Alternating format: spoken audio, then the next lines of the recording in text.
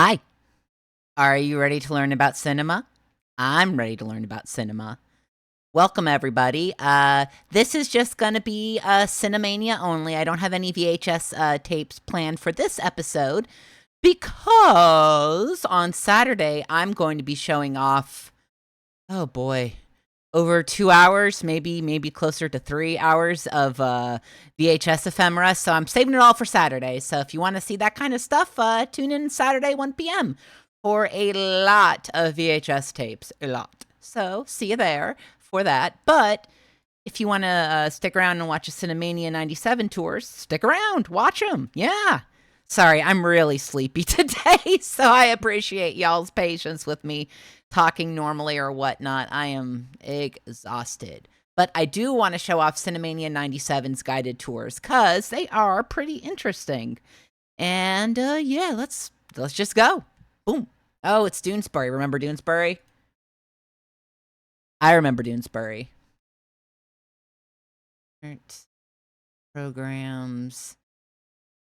Centaur Multimedia, so good. Where did I put? There's Cinemania.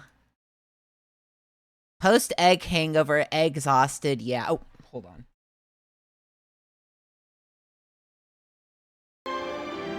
There we go. Hi, 509. Hi, everybody. Welcome, welcome. And oh, thank you, the Ultimo, for the 250 bits. I like the Tix extending leg there. And it's Cinemania 97. Oh, hello. For those of you who haven't seen Cinemania 97, it's part of Microsoft's Cinemania Multimedia series. And it's like the Video Hound series, except I was going to say good. Not that Video Hound's bad, but this is like if someone who knew about cinema made a cinema guide. So yeah, let's get started. So let's go to the celebrity tours. We're going to go through each of these today. Second. Yep. Hi, I'm John Waters. No. We've done the John Waters tour. We did the John Waters tour. Let's see what else we've got. Okay, we're going to start off with Blaxploitation by Melvin and Mario Van Peebles. Let's go. Oh, thank you, Tralala Radio Network, for the raid. Also, enjoy the awful baby. I don't like that baby. Radio Network just traded with 2 viewers. Thank you. Let's go. Hi, this is Mario Van Peebles. And this is Melvin Van Peebles. Now, we're going to take them on a little tour about what? Give them the real deal behind the Blaxploitation. What do you say, man? Okay. Blaxploitation! Well, it's Private Dick John Shaft, who's a sex machine to all the chicks. It's Superfly, a coke dealer scheming against the big white drug bosses. Pam Grier's getting revenge on the pushers who made her sister into a junkie. Funky, silky, super cool music by Isaac Hayes and Curtis Mayfield. And the granddaddy of the Blaxploitation films of the early 70s was Sweet Sweetback's Badass Song, a film written, directed, and starring my dad, Melvin Van Peebles. Now, the movie itself wasn't Blaxploitation. In fact, Black Panther leader Huey Newton called it a great revolutionary document. Sweetback was daring, it was funny, it was angry, radical, and sexually explicit. Mm-hmm. True. A film about a boy raised in a whorehouse who grows up to become a stud and is in the wrong place at the right time and has to kill a couple of cops. So naturally he has to head for the border. When the movie received an X rating, Melvin Van Peebles made T-shirts that read, Rated X by an all-white jury. The jury was all right. Anyway, Sweetback became the most successful independent film of its time. The same year saw the release of Shaft, a movie critic Roger Ebert claimed gave us the first really convincing black private eye. Shaft was aimed directly at a black urban audience, slick and violent, propelled by Isaac Hayes' dynamic score and Oscar-winning title song. It was a smash. And Blaxploitation, a newly coined conjunction of the words black and exploitation, was born. Shaft spawned 2 sequels and a whole posse of imitators. In 1972, Superfly burst on the scene, and suddenly pimps and pushers and whores and junkies and afros and overcoats and gold chains and platform heels and Borsalino hats were all over big city movie screens. Now, Blaxploitation took some of the same basic elements of Sweet Sweetback. A strong, studly black hero, plenty of sex, rousing violence, and watered them down for mass consumption, turning them into a slick commercial formula. The so-called heroes were tough and took stands against the white establishment, but Their resistance was often hollow. John Shaft might argue with the police captain, but it was the cop who really held the reins. Brother John Shaft had almost single-handedly kept MGM Pictures out of bankruptcy. And when Hollywood figured out that there was a substantial black audience that liked to see black characters triumph, theaters were flooded with movies in which a despicable white villain was smashed to a pulp by hip black rebels. What had once seemed revolutionary was now just another Hollywood commercial gimmick. Meanwhile, on the other side of town, Mainstream white movies followed the same stacked deck formulas, only from the other side of the racial equation. yes, they did. As if in answer to Shaft, white film protagonists appealed to a vigilante element in white audiences that were frightened and frustrated by crime. Mm-hmm. It was now the white stoic hero facing down the often minority villain. Now, some critics complained about blaxploitation movies sensationalistic. Sorry, I don't have portrayals of anything to black say. This women is just as sex interesting. fiends, pushers and pimps. And women were treated even worse, purely as sex objects. The big exception was Pam Grier, the tough and buxom, revenge-seeking heroine of such hit movies as Coffee and Foxy Brown. It didn't take much to get out of her clothes in these plots, but she was no pushover. In 1973's Coffee, Greer played a nurse who sought revenge on the drug dealers who made her sister a junkie. The next year, in Foxy Brown, she played a nurse who sought revenge on the drug dealers who killed her boyfriend. Well, you get the idea. The heyday of blaxploitation lasted only a few years, from about 1970 to 1975, but its influence is still being felt. Movies such as my son Mario Van Peebles' New Jack City and Albert Allen Hughes' Menace to Society follow in the footsteps of blaxploitation. They are also popular with crooks, dealers, and junkies, but they tend to balance those genre elements with a more serious social awareness. Well, almost 20 years after blaxploitation began, it seemed ripe for a parody, and it got it in Keenan Ivory Wayans' I'm Gonna Get You Sucker, an outrageously funny spoof that featured veterans such as Jim Brown and Isaac Hayes. And blaxploitation has also been a major influence on white independent filmmakers such as Quentin Tarantino, whose hit Pulp Fiction. Quentin Tarantino was the Jerry Lewis of cinema? I want to know more about that. Pop right down to the Jerry curl on Samuel L. Jackson's head. All right. So that was the first. We're just going to go through all of these. Yeah, I don't have much to say on these because, I don't know, I'm no cinema expert. These guys know what they're talking about, not me. Why I Love Black and White by Roger Ebert. Jerry Lee Lewis, you're right. It was Jerry. Okay. Jerry Lee Lewis, I guess, makes, I don't know. Would you say Quentin Tarantino was like Jerry Lee Lewis? I don't even know if I would. Hello, I'm Roger Ebert, Hi. film critic for the Chicago Sun-Times and co-host of Siskel and Ebert, and I'm also right here on Cinemania. Hi. I'd like to talk to you about why I love black and white movies. Some people think that color movies are somehow an improvement over black and white movies, but that's a ridiculous idea, especially when you consider that the majority of movies that turn up on lists of the best films of all time were made in black and white. Citizen Kane, Casablanca, Raging Bull, 8 1/2, It's a Wonderful Life, Seven Samurai, Schindler's List. Would any of those be better movies if they'd been shot in color? Of course not. Black and white is an inextricable part of what makes these movies great. It's hard to imagine any of them in color because they were actually made to be seen in black and white. I mean, true.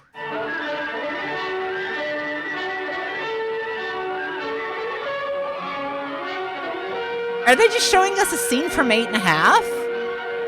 Okay.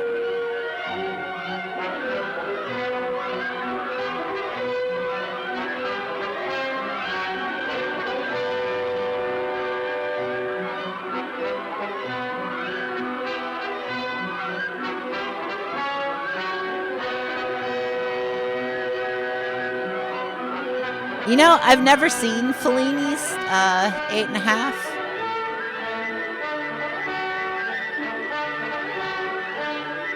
Seems exciting.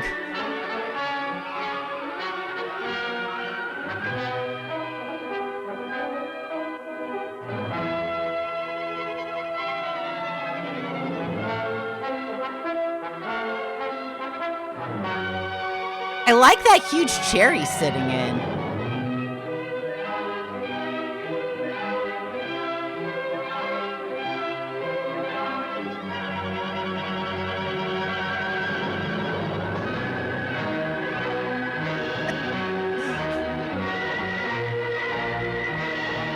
respect the audio choice. Yeah, this is what plays whenever I have an Arnold Palmer.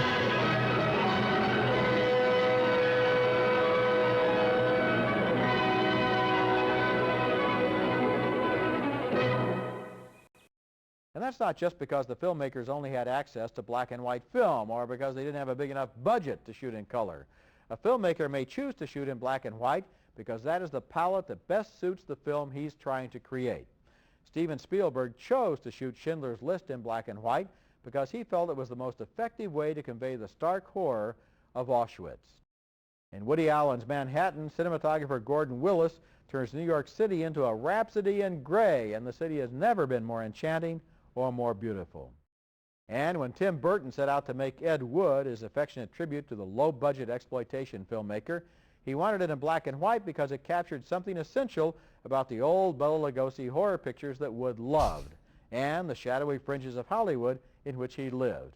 When one studio tried to veto Burton's decision to make Kringo, I would black and love white, to add he my went elsewhere own to make his film. cinema tours, but I would really Film have to dig noir into is this a disc to gritty, figure out nightmarish how. style of filmmaking that is unthinkable without black and white. Watching a film noir like The Big Sleep or Out of the Past or Double Indemnity, you are plunged into a world of menacing shadows, black shadows that hold One dark second, secrets, folks. I or gotta let the striped cat in. shadows, usually seen through the Venetian blinds that emphasize the moral dilemmas and deadly predicaments in which the characters are trapped. I don't mind if you don't like my manners. I don't like them myself. They're pretty bad. I grieve over them long winter evenings, and I don't mind you ritzing me or drinking your lunch out of a bottle. But don't waste your time trying to cross-examine me. I don't Take know a if they look at have this any scene from about Billy Wilder's animation. classic film noir, Double Indemnity. Color But cinematography they could should, never have and done I a can make better one. job of capturing the heat I'll and be like, sexual wow, look at tension this. of a late afternoon in Southern California. See you, Notice how Kaboom. the Thanks for Venetian showing up. blinds create the perfect mood lighting for this sinister seduction scene. It's as if they're making a spider's web in which Barbara Stanwyck is about to ensnare Fred McMurray. Wish you'd tell me what's engraved on that anklet. Just my name. As, for instance? Phyllis. Phyllis, huh? I think I like that. But you're not sure. I'd have to drive it around the block a couple of times. Mr. Neff, why don't you drop by tomorrow evening around 8:30? He'll be in then. Who? My husband. You were anxious to talk to him, weren't you? Yeah, I was, but I'm sort of getting over the idea, if you know what I mean. There's a speed limit in this state, Mr. Neff. 45 miles an hour. How fast was I going, officer? I'd say around 90. Suppose you That's get down too off the road and fast! Give me a ticket. Suppose I let you off with a warning this time. Suppose it doesn't take.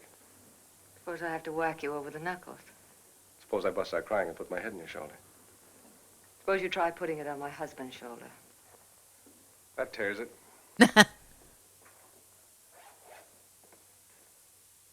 8:30 tomorrow evening, then. That's what I suggested. Will you be here, too? I guess so. I usually am. Same chair, same perfume, same anklet? Yeah, what was know like the what you mean. 40s equivalent of NOS for your I wonder car? if you wonder. Like super whale oil? Would the zany, surreal comic world of the Marx Brothers have worked as well in color? Probably not. Color might make them seem too mortal, as if they were bound by the rules of the real world instead of being anarchic clowns set loose on the swanky sound stages of Paramount and MGM. Harpo's blonde wig and Groucho's big black painted-on mustache would be distracting in a color film. And what about Charlie Chaplin and Buster Keaton? True, they made most of their films before color film stock was in common use, but would you be so willing to suspend your disbelief in the antics of the Little Tramp or the astoundingly graceful stunts of the great Stoneface if you saw them in color? I don't I think don't know, so. maybe.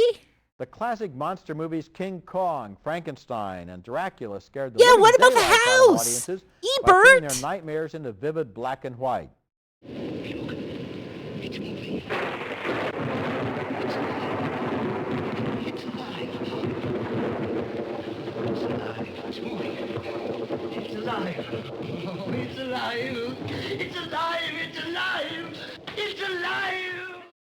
And as Jacques Tourneur demonstrated in films like The Cat People and I Walked with a Zombie, sometimes a shadow can be more creepy than a flesh and blood monster right in your face. And would the creature from the Black Lagoon really be more frightening if he were the creature from the brownish green lagoon? And then there's the question of glamour. Marlene Dietrich, Greta Garbo, Joan Crawford, Rita Hayworth, and all of the great Hollywood glamour queens lived and breathed in the rarefied realm of black and white. The great cinematographers of the 20s, 30s, and 40s were able to transform these already beautiful women into evanescent fantasies of the silver screen. The men, too, achieved a kind of supreme sophistication in a world just made for gentlemen wearing tuxedos. As Fred Astaire put it, black hats, white ties, and tails. Gary Cooper, Cary Grant, Clark Gable, Herbert Marshall, they all personified a kind of elegance and sophistication that could only be dreamed of in black and white. Here's looking at you, kid. Remember this scene from Casablanca? How could Ingrid Bergman ever look more soulfully Yeah, this does beautiful, have newspaper Humphrey column Bogart in writing his white jacket, vibes. more handsome and romantically wounded. And when two lovers woo, they still say I love you. On that you can rely. No matter what the future brings, as time I like how goes crispy these by. movie clips are. Sam, I thought I told you never to play. I think all movies should be deep fried.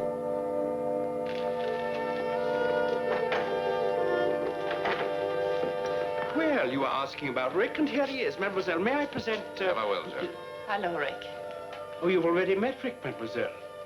Well, then perhaps you also... This is Mr. Laszlo. How'd you do? In 1966, Haskell Wexler won the Academy Award for Best Black and White Cinematography for his stunning and hard-edged black and white camera work in Who's Afraid of Virginia Woolf.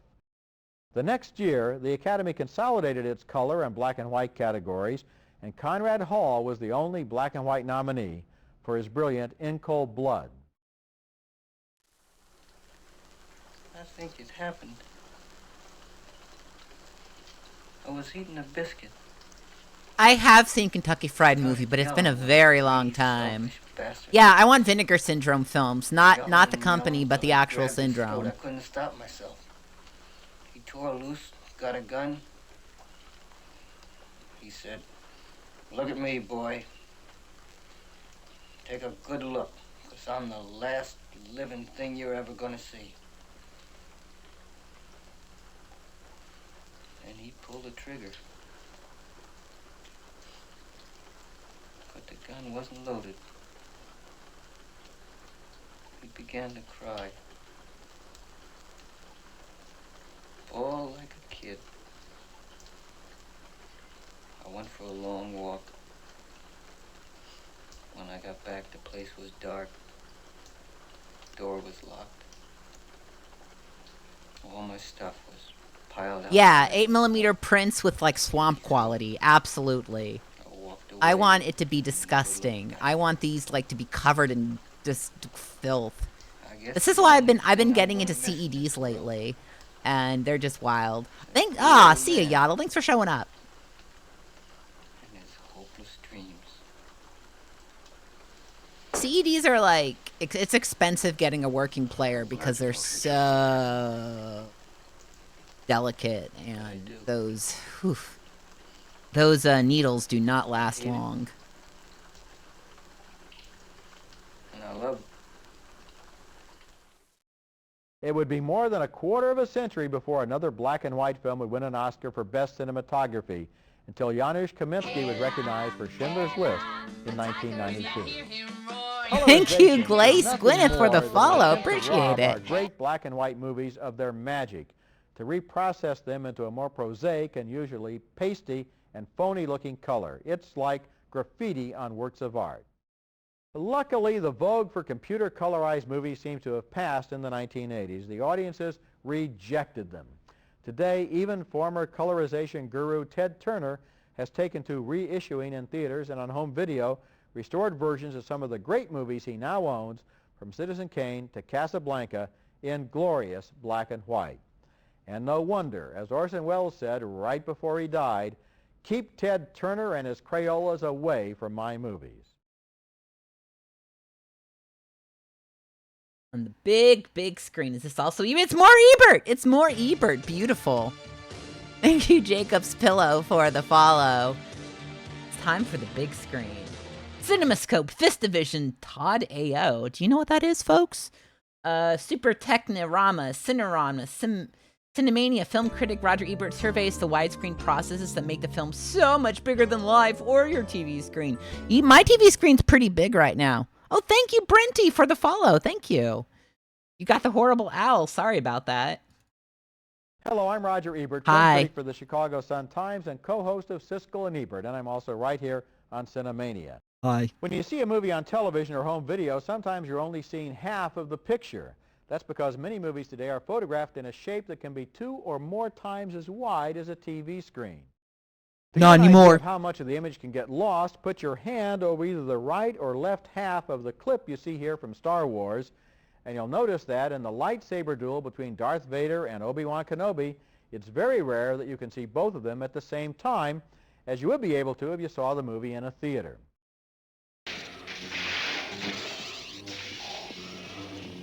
Yeah, it's a different Ebert. This one's like more conversational, but a little sassier, you know? Look. Come on, R2. We're going. Now's our chance. Go. Ben?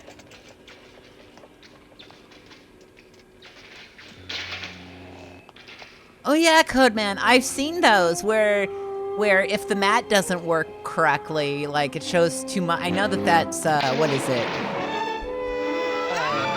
Pee-wee's Big Adventure has that problem, yeah?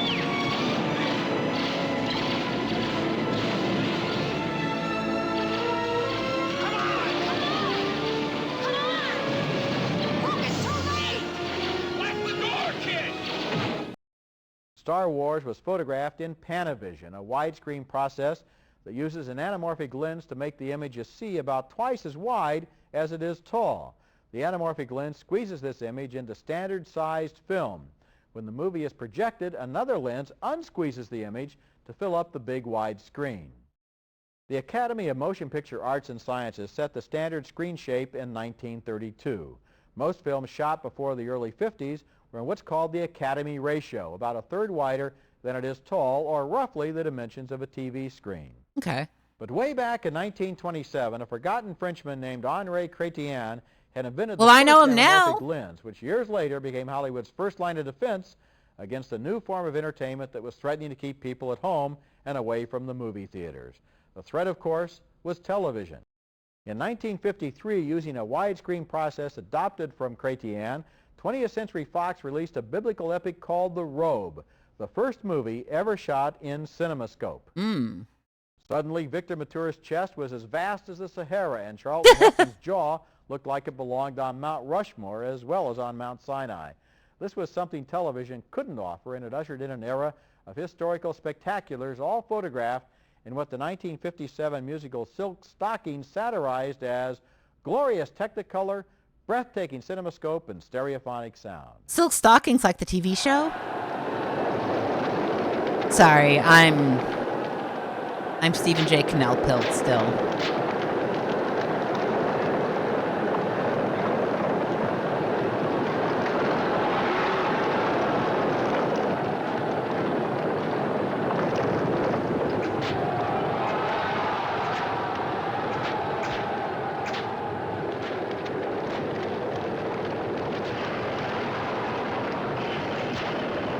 Chunky.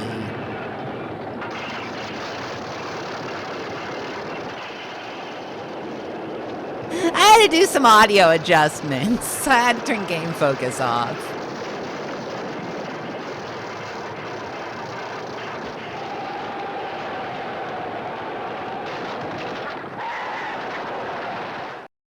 Not everybody fell in love with the new widescreen shape, though.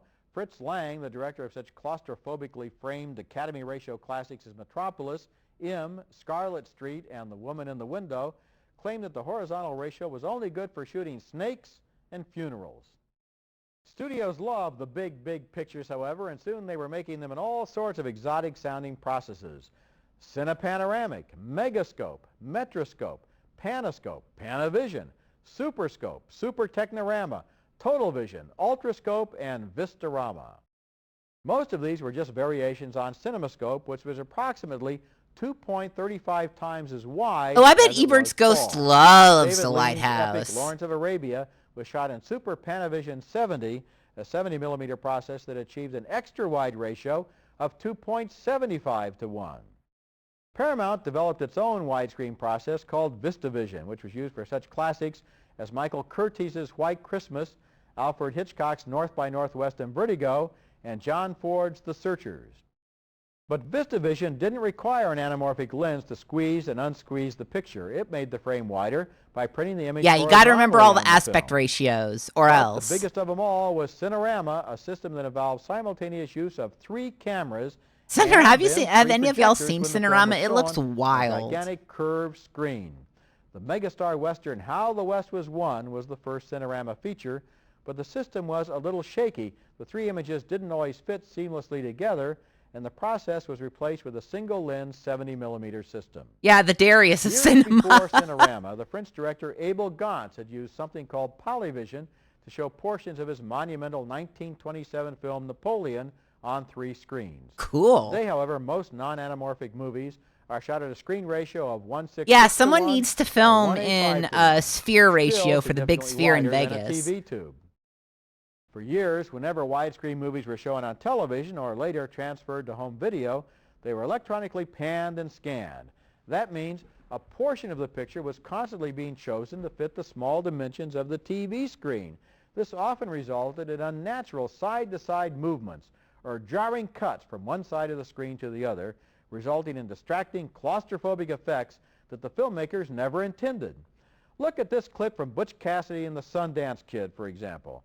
Television prints insert cuts between shots of Robert Redford and Paul Newman, but in the actual movie, the repartee takes place in longer, unbroken takes, and you can see both actors' faces the whole time.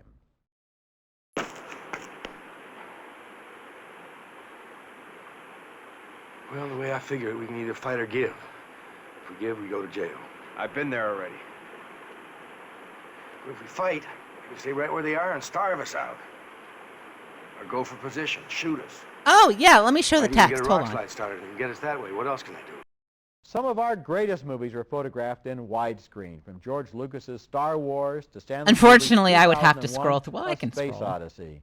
Then there were the spaghetti westerns of Sergio Leone, Sam Peckinpah's Wild Bunch, Woody Allen's Manhattan, David Lynch's Blue Velvet, Nicholas Ray's Rebel Without a Cause, and Roman Polanski's Chinatown.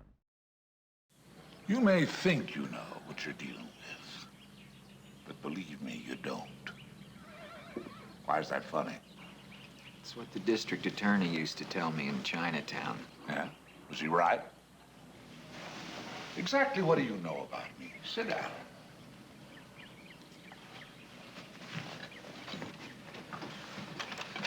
Mainly that you're rich and too respectable to want your name in the newspapers. Of course I'm respectable. I'm old. Politicians, ugly buildings, and whores all get respectable if they last long enough. Today, many of our classic widescreen movies are available on tape and especially on Laserdisc and the new DVD system in letterbox formats, which use black bands at the top and bottom of the TV screen to preserve their original aspect ratios. In other words, you can finally see the whole picture. All right, we learned all about the big screen. So you could download new tours, but I have no clue where these tours are, where the data is, if anybody's even preserved it. No clue, no clue. All right, let's move on to the next one. It's going to be The World of Alfred Hitchcock. I wonder if this is also, Oh, it's Bob Dorian of American Movie Classics. Remember when AMC was American Movie Classics? Ah, classic. American Movie Classic. All right, after this, I'm going to take a brief intermission and then come back with the rest of these. Let's do this one first. Hi, I'm Bob Dorian, host of American Movie Classics, and just like you, I love the movies. On October 1st of 1984, I introduced AMC's first film, The Lodger. I'd like to say it was the Alfred Hitchcock classic from 1926, but it wasn't. Lad Kriegar's Lodger was frightening, but it wasn't Hitchcock frightening. No one ever approached making films the way Alfred Hitchcock did. He was really unique. He never had to use a shooting script because he had all the lines memorized. He never had to look through the lens of a camera because he had a mental picture of every scene before he had even set foot on the soundstage. You're overwrought, madam. I've opened the window for you. A little air will do you good. I don't know what Bob Dorian's still up to. Why don't you go? Why don't you leave Manderley? He doesn't need you. He's got his memories. He doesn't love you. He wants to be alone again with her. Bob Dorian's dead. Great. I mean, not great. I mean, sorry, Bob. You've nothing to live for, really, have you? Look down there. It's easy, isn't it? Why don't you? Why don't you? Go on. Don't be afraid. Cool. He was a consummate artist and did all his own storyboards. So by the time he actually shot the picture, he was bored. He'd already done it 1,000 times in his living room. Some of those pictures were almost impossible to get, but Alfred Hitchcock found a way. In addition to all of this, he had an unmistakable point of view, a way of looking at life that was just a little bit at an angle. Watch the audience in a picture like Vertigo, and you'll see how he could manipulate us. When James Stewart looked over the staircase from the top of the bell tower, the camera pushes in, and the whole audience crams themselves into the backs of their chairs. Hitch used to say, "I play them like an organ." Part of the fun of watching a film like Vertigo or Dial M for Murder in a theater is to sit in the front row and watch the audience. There is no terror in a bang, he said, only in the anticipation of it. I mean, For that's example, true. Let's say there are two people having a conversation at a table, and suddenly a bomb goes off. Boom! The audience is surprised. Now, add one element, and you can change the whole scene. Awareness. This time, the audience knows there's a bomb. They've seen it. Maybe they can even hear it. Now, the two people talking become an emotional trigger. We're trying to tell them, get out. Stop talking. There's a bomb under the table. The longer they continue, the worse it gets. You almost wish...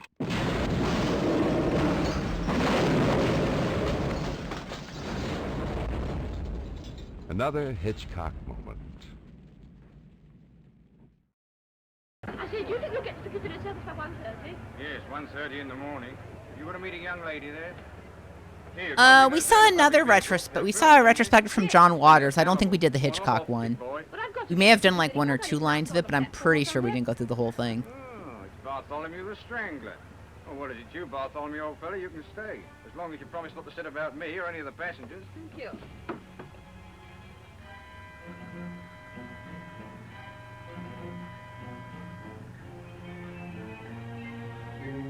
Cool dog. Is the dog a bomb? Is this like Suzuki Bakuhats?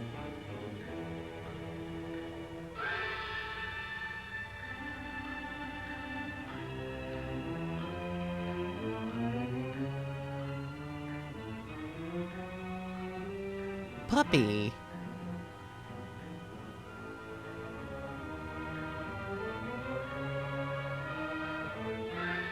So I guess the puppy's gonna get bombed. Yeah, the dog did it.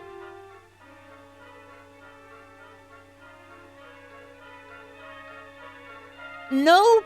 No problem, Tepid Snake. I'm glad to share this stuff. I'm learning a lot, and it's interesting.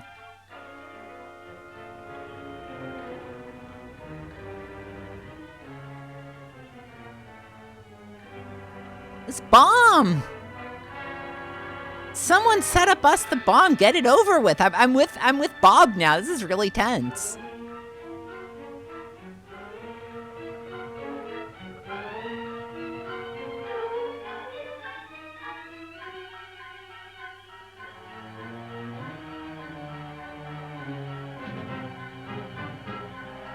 So, like, I do respect Hitchcock for putting the dog in danger of being blown up by a bomb. I think that's pretty funny. I think a lot of filmmakers would shy away from that.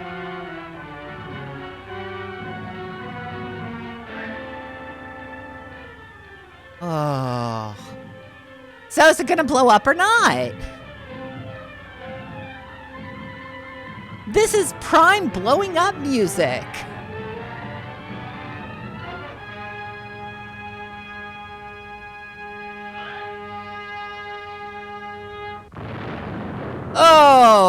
Oh. The Rip. variations on this theme were endless, and Hitchcock knew them all. He delighted in being able to point our affections in any direction he chose. Rooting for the good guy is fairly uncomplicated, but often he'd have us rooting for the bad guy. When Norman Bates is watching that car sinking into the quicksand, even though there's a body in it and the car stops, what makes us say, I hope it goes all the way down? Nothing. I don't Hitchcock say would call that. that natural instinct, but most of us would be loath to admit it. The same thing happens in Rope, when two college students hide the body of a classmate they've murdered in a trunk. We're afraid somebody might find it. Again, he's got us rooting for the killers. It's embarrassing. Saboteur has us hoping good guy Robert Cummings can save despicable Norman Lloyd from falling off the Statue of Liberty. He's got him by the sleeve of his jacket, and the stitches start to pop out one at a time, like that bomb ticking. It's excruciating. Strangers on a Train has a few examples of this kind of thing, too. But the best one comes when Robert Walker is trying to retrieve a cigarette lighter that fell into a sewer. You don't want him to get it because it can be used as evidence against the hero. But once again, Alfred Hitchcock's camera sides with the villain. As Walker is stretching his arm through the open grating, a crowd of spectators begins to gather around, softly urging him on. Innocent bystanders unwittingly encouraging a murderer, and we are doing the same thing, helping the killer, just as Hitchcock would want it. That's right. You It was can't hard ethically knowing watch how to Hitchcock. root for Cary Sorry. Grant in Suspicion because we never really knew if he was the good guy or the bad guy. Hitchcock knew, but they wouldn't let him do it his way. So in the end, bad Cary Grant suddenly became good Cary Grant, and everyone was happy, except Alfred Hitchcock. Alfred Hitchcock's Rear Window is the ultimate voyeur film. Jimmy Stewart sits in the front of the theater, and we're all behind him. Stewart plays L.B. Jeffries, a photographer with a broken leg, with nowhere to go and nothing to do. So he watches the world from his window and discovers a murder. It's one thing watching a suspected killer. Yeah, from huge safety in a spoilers. darkened room. Jimmy Stewart's telephoto lens gives us a close-up view. But when the murderer looks up and sees Jimmy Stewart, he's also seeing us. Dun, dun, dun. In Alfred Hitchcock's hands, murder was an art form. Sometimes we'd actually see the murder happen in films like Torn Curtain, Topaz, and Frenzy. Sometimes the murder would happen, but we wouldn't see it, as in Shadow of a Doubt. Sometimes we think it's going to happen, but it doesn't, as in Suspicion. Just all these murders. As in Dial M for Murder, the murderer Spoilers. gets murdered. Murder spoilers. All of these, of course, were just a preamble to the Murder to End All Murders, which made Psycho with Janet Leigh and Anthony Perkins the most talked about Hitchcock movie of them all. It's probably the most memorable 45 seconds in film history. It took 1 week to film, 70 different camera setups, and the knife in that famous shower scene never touches Janet Leigh. True. All the cuts were made in the editing room. I've caused you some trouble. No, Mother, my mother, what is the phrase? She isn't quite herself today. That was the most famous murder of them all. But there was another, the one that never happened. It was to take place on an assembly line in Detroit, with the entire sequence filmed in one continuous pass, no cuts or edits. A car is being manufactured, and we see it all as it happens. The body, the engine, tires, everything comes together, and at the end of the line, a man gets in and drives the car off to the inspection area. The foreman looks it over from the front to the back, pops open the trunk, and there's a dead body inside. That was supposed to be the opening scene for North by Northwest, Hitchcock's ultimate wrong man movie, but for some reason it was never used. Damn, sounds I cool. told you that you overplay your various roles rather severely, Mr. Kaplan. First, you're the outraged Madison Avenue man who claims he's been mistaken for someone else. Then you play the fugitive from justice, supposedly trying to clear his name of a crime he knows he didn't commit. Now you play the peevish lover, stung by jealousy and betrayal. Jealousy. Seems to me you fellows could stand a little less training from the FBI and a little more from the actor's studio. Apparently, the only performance that'll satisfy you is when I play dead. In your very next role, you'll be quite convincing, I assure you. The Innocent Man was part of all the Hitchcock films in one way or another. If it wasn't on the screen, it was in his mind. The story goes that as a little boy, Alfred Hitchcock's father had him put in a jail cell to show him what they do to naughty boys. Don't It was use only that for a couple of voice. moments, but when those iron doors slammed shut, Alfred Hitchcock's film career began. The first Innocent Man started running in 1935. The 39 Steps featured matinee idol Robert Donat in a story that involved a cross-country chase with cops and spies and Madeline Carroll. The 39 Steps was actually the forerunner to North by Northwest, without the classic crop dusting scene.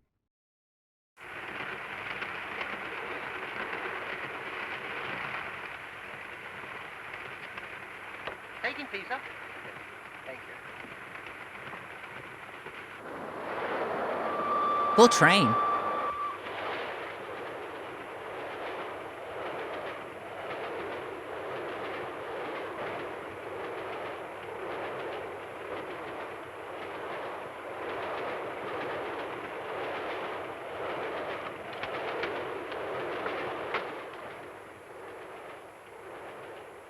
Darling, how lovely to see you.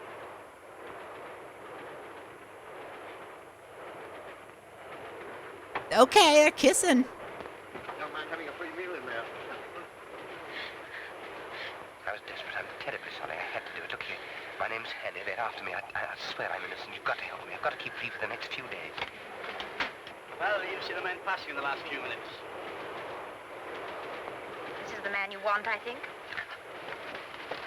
When we passed just now. Walked his way in here and told me his name was Hattie. Is your name Hanny? No. Are you coming in to tea, son? I'll be right along. I like the tea guy.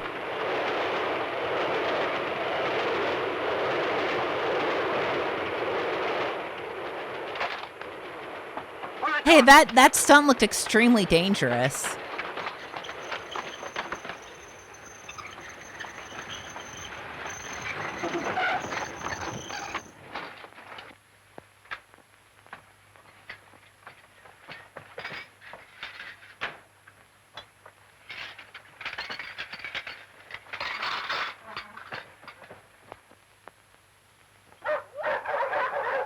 What the dogs?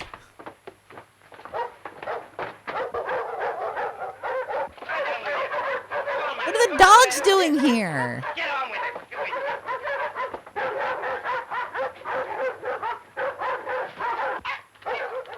Here! What for did you pull the communication cord? To stop the train, you old fool. It's against all the regulations to stop the train on the bridge. But a man jumped off. He's a murderer. We've got to take him. Which way did he go? He must have jumped off here. I cannot see him. You sure he jumped? Anyway, I cannot wait here any longer. In Saboteur, the Innocent Man was Robert Cummings. He and Priscilla Lane are running north by northeast this time in pursuit of the spies. Interestingly, both films end with cliffhangers at a national monument, the Statue of Liberty in Saboteur and Mount Rushmore in North by Northwest. The Wrong Man with Henry Fonda speaks for itself. The most unbelievable element of that plot is that it was all true. At least that's what Alfred Hitchcock said in the prologue. Other films with the Wrong Man theme include I Confess and The Man Who Knew Too Much, made in 1934 with Leslie Banks and Edna Best, and once again in 1956 with James Stewart and Doris Day. When Hitchcock needed a few additional people to fill the screen in The Lodger, he cast himself as an extra. The Hitchcock cameo came to be a legend in itself, but he didn't appear in all of his movies. He wasn't in Suspicion in 1941, The Man Who Knew Too Much in 1934, Jamaica Inn, Secret Agent, or The Wrong Man. Well, he was in that one since he introduced the picture himself, but I wouldn't call that a cameo. Why not? If you'd like to know more about Alfred Hitchcock, it's all here. Cinemania takes the mystery out. I don't like his sensual voice. I don't. All right, we've got 1, 2, 3 tours left since we've done that showmanship. I'm going to go on a super quick intermission here, and then we're going to get to the rest of these. And that's going to be it for the stream. But yeah, let's go to intermission here. And since this intermission's so quick, there's going to be no nature noises. But, you know, we're still going to have beautiful music from multimedia. So I will be right back.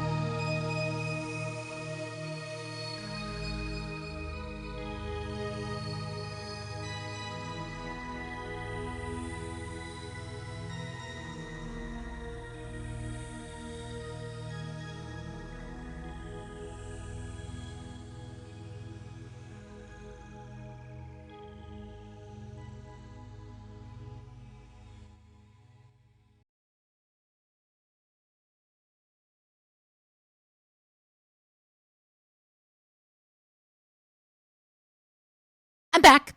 Said it would be a quick one. I just had to refresh myself real quick. Feeling better now. Welcome, Molly Mouseworth. We are going through every single Cinemania 97 guided tour. We have only 3 left. Great ladies of the movies, romantic comedy, and, of course, cinematography. So let's go. Go. Great ladies of the movies with Sandra Bernhard. Cool. Hey, ma'am. Ma'am? Ma'am? Ma'am? Ma'am? Pause. Play. Ma'am? Ma'am? Ma'am, you're on. Ma'am? Ma'am? Okay, sorry, I pressed the wrong button there. Let's go back.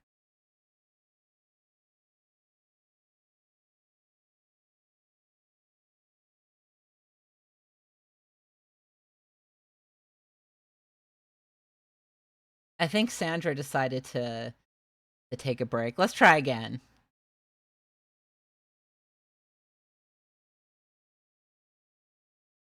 Sandra. Sandra! Okay, you know what we're gonna do? We're gonna restart the system.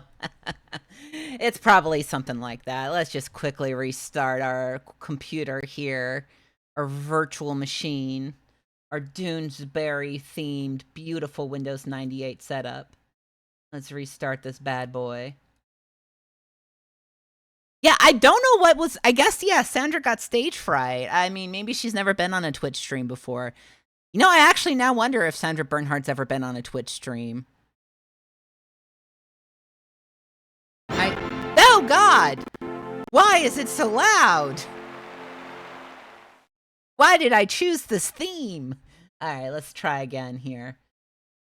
Okay, Sandra, take 2.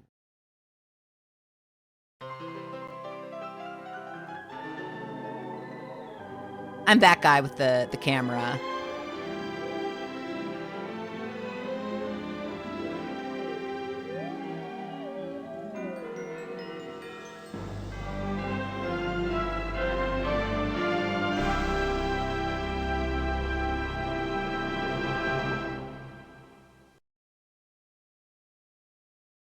I don't know why that's there. Let's not think about that. Let's go to the celebrity tour. There we go. Great ladies of the movies. Hello, I'm your lovely and talented hostess, Sandra Bernhard, and I'd like to talk to you about the great ladies of the movies. Yeah. Welcome, Rachel. In the 20s, 30s, and 40s, American movies often served as shrines to the great screen goddesses. These women weren't just actresses, they were stars. Greta Garbo, Marlene Dietrich, Katharine Hepburn, Bette Davis, Barbara Stanwyck, Joan Crawford. They were all powerfully attractive, larger-than-life figures. Not only did they tend to play characters who were stronger Thank you, than their Post male Blue Boss, co-stars, for the but they follow. always got to be I just on reached my top, follower goal. in the Thank credits you. and on the marquee. I want to be alone. The first great ladies of the silver screen were Mary Pickford and Thank you Lillian so Gish, much. Yay. both of whom were powerful forces in the movie industry of the teens and 20s. In 1919, America's sweetheart, Mary Pickford, joined forces with Charlie Chaplin, D.W. Griffith, and Douglas Fairbanks, whom she married the same year, to form their own studio, United Artists. Oh, I didn't know that. Lillian Gish played strong-willed waifs in D.W. Griffith pictures, she was a powerhouse in the movie business. At the peak of her career, she chose the directors of her films. And when she wanted to make a movie like her 1926 adaptation of The Scarlet Letter, it was her clout that got it made. And she didn't give it a happy ending either. Cool. Gish and Pickford specialized in playing nice girls.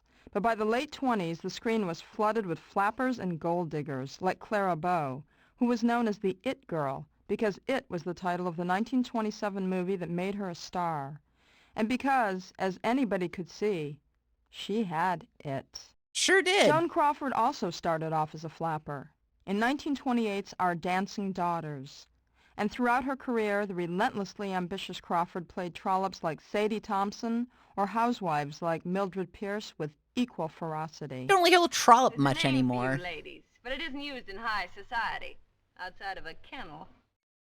The biggest, baddest bad girl of the early 30s was probably Mae West, whose pictures had some of the raciest verbal and visual gags in movies. And with her outlandish jewelry and pneumatic figure, Mae was some sight gag herself. In She'd Done Him Wrong, her first starring role in the movie whose success kept Paramount from having to sell out to MGM, West played Diamond Lil and invited Cary Grant to come up and see her sometime. So all this is your famous collection, eh? Oh, this is just my summer jewelry. You ought to see my winter stuff. I see. You know, it was a toss-up whether I go in for diamonds or sing in the choir. The choir lost. In 1934, the Hollywood censors instituted the Production Code, Boo! in large part to crack down on West's wisecracks. Boo! The only broad wilder than West in those days was Bette Davis. But while West concentrated on comedy, Davis went for drama, and usually melodrama. As she herself put it, I adore playing bitches. There's a little bit of bitch in every woman and a little bit of bitch in every man. Okay, Bette Davis is right. I love you, Bette Davis. I was scared for you not once. I was always making a fool of you. You bored me stiff. I hated you. It made me sick when I had to let you kiss me. I only did it because you begged me. You hounded me. You drove me crazy. And after you kissed me, I always used to wipe my mouth. Wipe my mouth!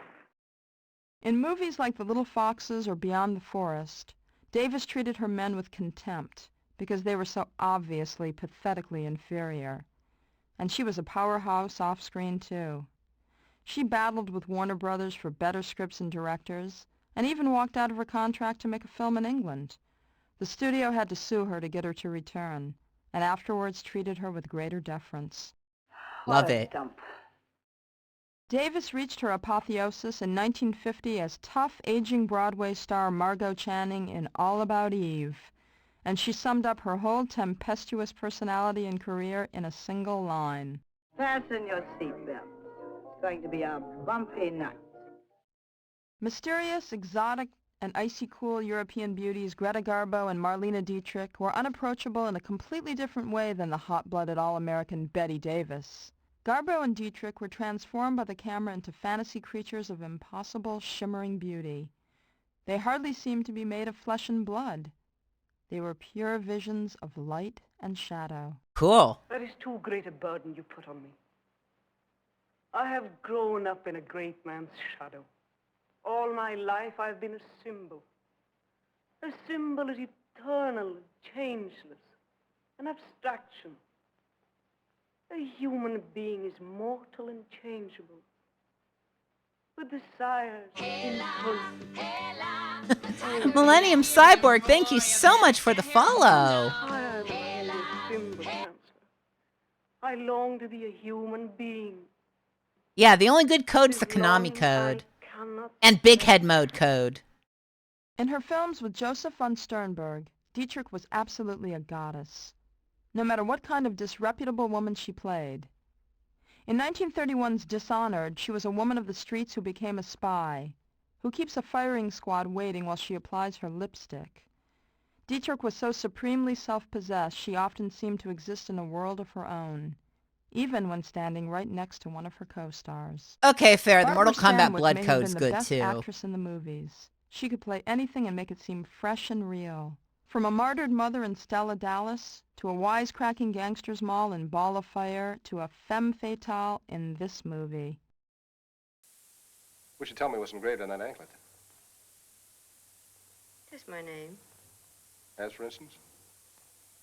Phyllis. Phyllis, huh? I think I like that. But you're not sure. I'll have to drive it around the block a couple of times. Mr. Neff, why don't you drop by tomorrow evening around 8:30? He'll be in then. Who? My husband. You were anxious to talk to him, weren't you? Yeah, I was, but I'm sort of getting over the idea, if you know what I mean. There's a speed limit in this state, Mr. Neff. 45 miles an hour. How fast was I going, officer? I'd say around 90. Suppose you get down off your motorcycle. We've seen this one before. Okay, it's repeating it, so that's okay though. I guess it can't have like that many clips. Whack you over the knuckles. This is a good clip anyway, but driving 90 miles per hour. Putting it on my husband. Slow down.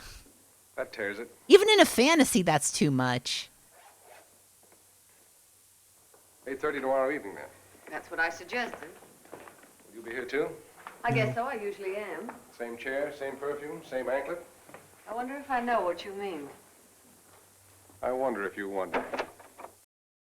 Stanwyck was always the dominant presence in her films. In her screwball comedy, she was the life force that saved her leading men from dull lives of quiet desperation. She taught Professor Gary Cooper the meaning of some snappy slang words in Ball of Fire, and helped beer tycoon Henry Fonda catch up on what he'd been missing while on safari up the Amazon in The Lady Eve. A very kooky Katharine Hepburn performed the same sort of service for repressed paleontologist Cary Grant in Bringing Up Baby. Even though her dog steals his intercostal clavicle, that's a dinosaur bone. She drives him crazy, but he falls for her in more ways than one. As a psychiatrist tells her early in the movie, the love impulse in men frequently reveals itself in terms of conflict. And there were so many more. Carol Lombard, Irene Dunne, Jean Arthur, Myrna Loy, Rosalind Russell, Rita Hayworth, all of them luminous. It was a golden age for women in the movies, but it began to dissipate in the 50s when American sexuality became more repressed. Boo. As critic Molly Haskell wrote in her pioneering book, From Reverence to Rape, The Treatment of Women in the Movies, it is only recently that men have come to monopolize the popularity polls, the credits, and the romantic spotlight by allocating to themselves not just the traditional male warrior and adversary roles, but those of the sex object and glamour queen as well. Back in the 20s and 30s, and to a lesser extent the 40s, women were at the center. Good to know. I learned something. I think y'all did too, maybe? Well, thank you, Sandra, for showing up. Appreciate it. Next up, we've got romantic comedies with Leonard Maltin. Oh, thank you, Tepid Snake, for the follow. Thank you, thank you. Enjoy the horrid baby owl, the nightmare that haunts my dreams. Hello, I'm Leonard Maltin. Hi, Leonard. One of the most enduringly popular forms of entertainment is the romantic comedy. From My Man Godfrey right up to While You Were Sleeping, audiences have responded en masse to movies that offer sophistication, sentiment, love, and laughter. Using Cinemania's vast resources, you can check up on films past and present in this rich genre and learn about some of the people who made the best of the lot. Perhaps the supreme master of romantic comedy was director Ernst Lubitsch. The Lubitsch touch has been copied and emulated almost as much as the stylistic devices of Alfred Hitchcock and Frank Capra, but few have succeeded in portraying men and women as delightful as the characters in his films. Lubitsch's masterpiece is Trouble in Paradise from 1932, in which his hero and heroine are a pair of unrepentant jewel thieves, played by Herbert Marshall and Miriam Hopkins. Don't stop. Keep right on complaining. It's beautiful. You know, when I first saw you, I thought you were an American. Thank you. Someone from another world. So entirely different. Oh, one gets so tired of one's own class. Princes and counts and dukes and kings. Everybody talking shop. Always trying to sell jewelry. Then I heard your name and found out you were just one of us. Disappointed? No. Proud. Very proud. Lubitsch was a master of subtlety, often implying more than he actually showed. That skill became a necessity in 1934 when Hollywood producers adopted a revised version of the production code, a form of self-censorship that made it almost impossible to say or show anything sexual. A man fully clothed making love to a woman fully clothed while reclining on her bed still had to keep both feet on the floor. What? The need to be clever and to find some substitute for sex gave rise to the screwball comedy. That's Suddenly, impossible. Actors who might have been wooing each other in more traditional fashion were put in the position of becoming farceurs. This virtually reinvented audiences' image of such stars as Katharine Hepburn and Cary Grant. Well, you look perfectly idiotic in those clothes. These aren't my clothes. Well, where are your clothes? I've lost my clothes. Well, why are you wearing these clothes? Because I just went gay all of a sudden. It also gave birth to a flood of funny dialogue, as banter became the byword. Oh, the Thin Man series is so funny. No screen couple bantered better than William Powell and Myrna Loy, who were perfectly teamed in a number of films, ranging from slapstick farces like Love Crazy from 1941 to the mystery comedy series Farcers is like a jester to me. I was shot twice in the Tribune. I read where you were shot 5 times in the tabloids. It's not true. He didn't come anywhere near my tabloids.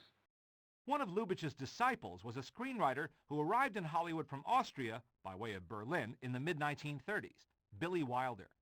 By the end of the decade, he'd gotten to work with his idol several times.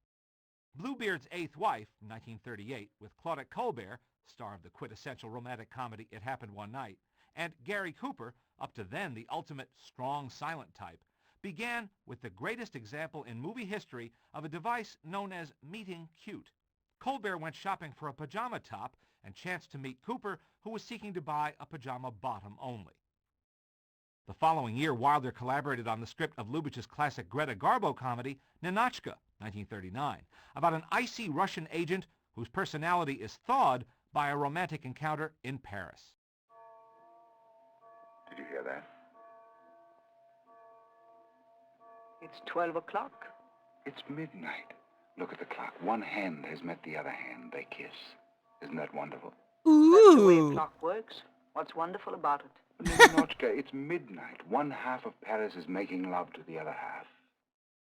Wilder was considerably less enthusiastic about working for Paramount contract director Mitchell Leisen, a former art director. But both he and studio writer Preston Sturges nevertheless fashioned first-rate comedy scripts that Leisen brought to the screen with panache, including Sturges' Easy Living, 1937, and Wilder and Charles Brackett's Midnight, 1939.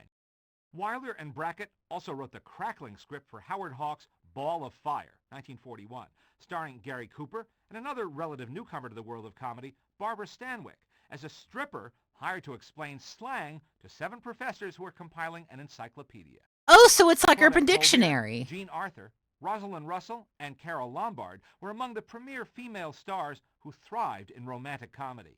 Despite such films as Bringing Up Baby and Holiday, both in 1938, Katharine Hepburn was labeled box office poison in the late 30s and had to return to New York to prove herself in Philip Barry's witty, tailor-made comedy, The Philadelphia Story.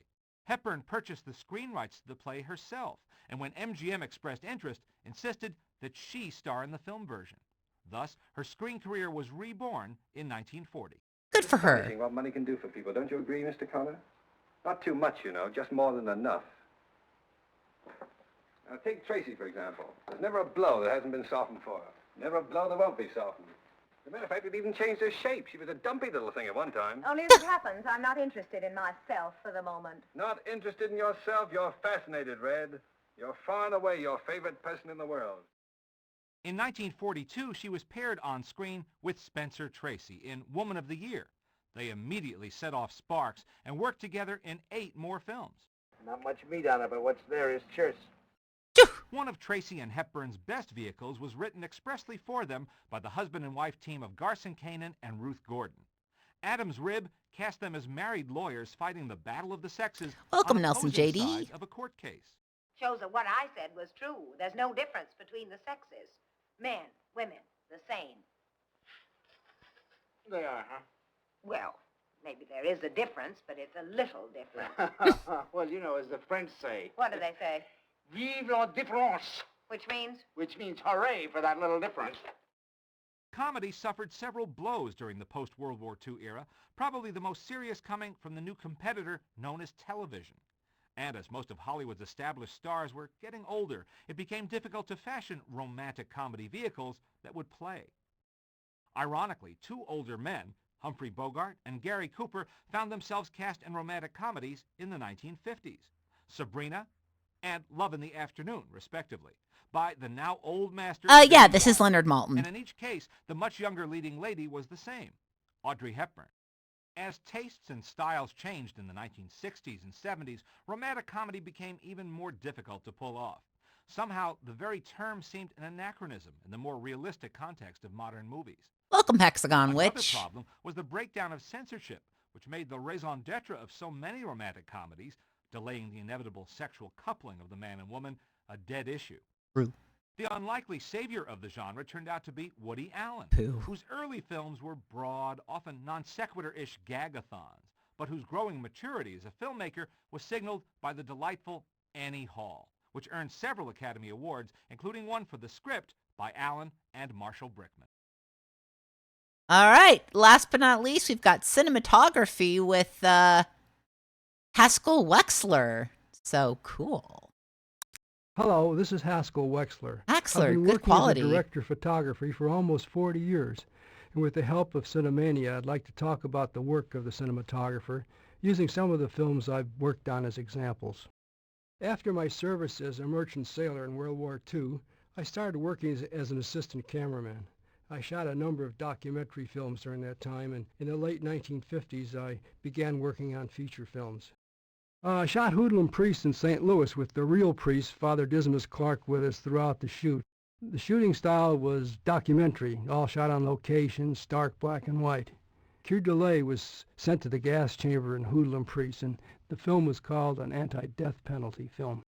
Director Elia Kazan asked me to shoot America, America. I'm very proud of the way America, America looks, but also it was a reminder of the hope America meant to immigrants. Not seeing dailies during the making of this film made me brave and not conservative. Taking chances can be good. I try to keep that adventure-danger factor in shooting I do now. The visual approach to Who's Afraid of Virginia Woolf was determined by the necessity to make what was essentially a stage play into cinema. Actors move, the cameras move, and I used dimmer lights for what was on the set. With color film, lights can't be dimmed beyond a certain point because their color temperature changes.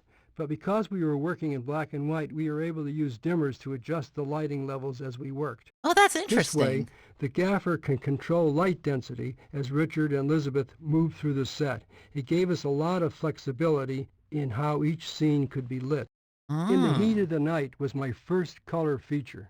I shot pretty much the way I did black and white, for the simple reason I didn't know any better.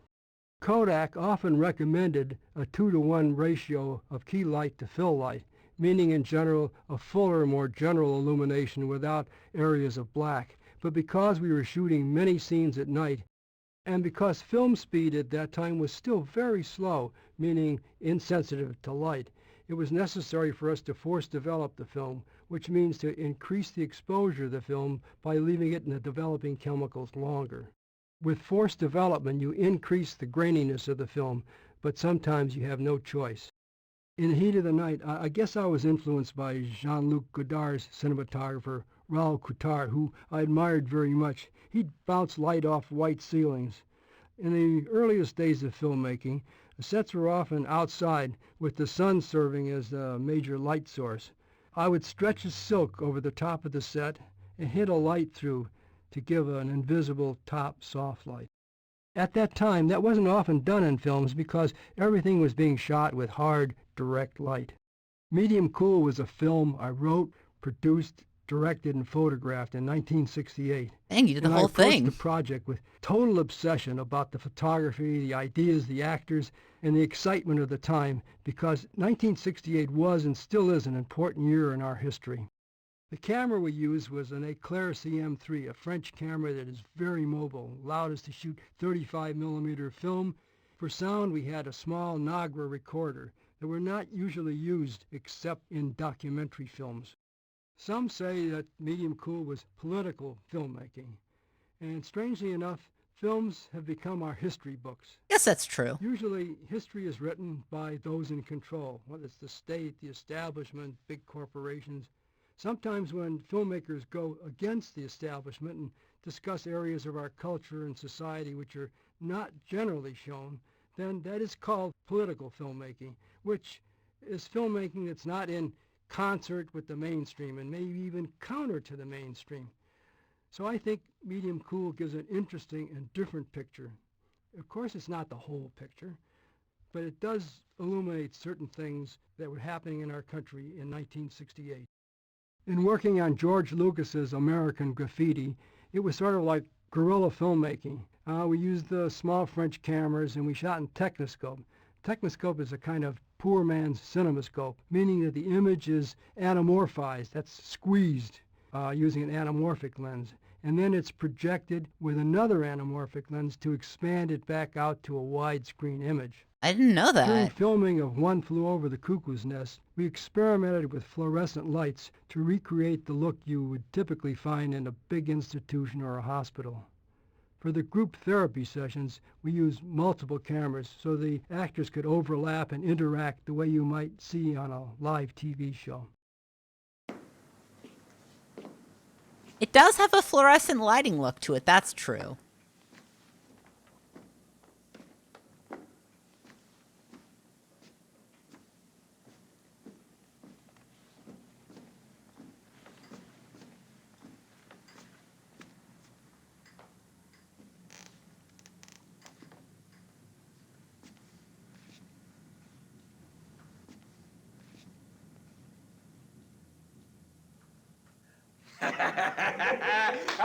rats, you creeps, you lunatics, mental defectives. Let's hear it for Blue Goose Randall back in action. Nice shirt, Chesaroo. Look at the faces on you. Look at you. The Phoebes Brigade, you gingalings. The Mental Defective League in formation. How are you, Nurse Ratched? I'm happy to be back. We're happy to have you back, Randall. Thank you. We tested commercial fluorescent tubes on Cuckoo's Nest, and it looked great. Then, in the shooting, we found that these fluorescents, Warm White Deluxe, did not interact properly with the color of the walls. Oh, the walls went sort no. of an ugly green. So we had to abandon that and find another way to beat the overall look which we were trying to obtain. To supplement the soft interior light of the fluorescents, we used arc lights, big lights outside the windows that simulated daylight, because when you work on location, the daylight changes. Sometimes it's dark, sometimes it's That's snowy true. outside, and it's supposed to look like the same day inside. At the time of Bound for Glory, color film was still very contrasty, and we wanted a soft pastel look. To do that, we had the film fogged in the laboratory, which was called flashing. This reduced the contrast and allowed Bound for Glory to have a softer, more generally dust-ridden look. Okay. Vilmos Zsigmond did a lot of preliminary testing with flashing, and he used it extensively in his work on McCabe and Mrs. Miller. And I thank Vilmos, as do many of the other cameramen, for his testing work. With Bound for Glory, I wanted to get that high-key, dusty, overexposed, hot look. I worked closely with the art director, Mike Haller, to maintain a sort of a flat, earthy color in the set design, and the wardrobe too, until the character, Woody Guthrie, reached California, at which point we started to introduce brighter colors. The fact that my work on this film was officially appreciated by the Academy was very important to me. I knew Woody Guthrie when we were both sailors, and to work on a film about his life was very memorable, an important experience for me. Coming Home was a real education for all of us, and a tribute to John Voight, who worked for weeks learning how to use a wheelchair and actually did not use his legs during the filming. Shooting the film was similar to Cuckoo's Nest in that we were filming in an institution, but I used fake fluorescence on the walls and ceilings this time. We had specially built lighting units that looked like fluorescents but contained photo floodlights inside. And I also used arcs outside to simulate sunlight slashing through rooms to create a degree of overexposure on some of the scenes. Like John Voight's character, we used wheelchairs as camera dollies for a number of the shots, since this was before Steadicams were used. And it was the most practical way for us to use the camera for certain scenes, such as the one in which John Voight gives Jane Fonda a ride in his wheelchair.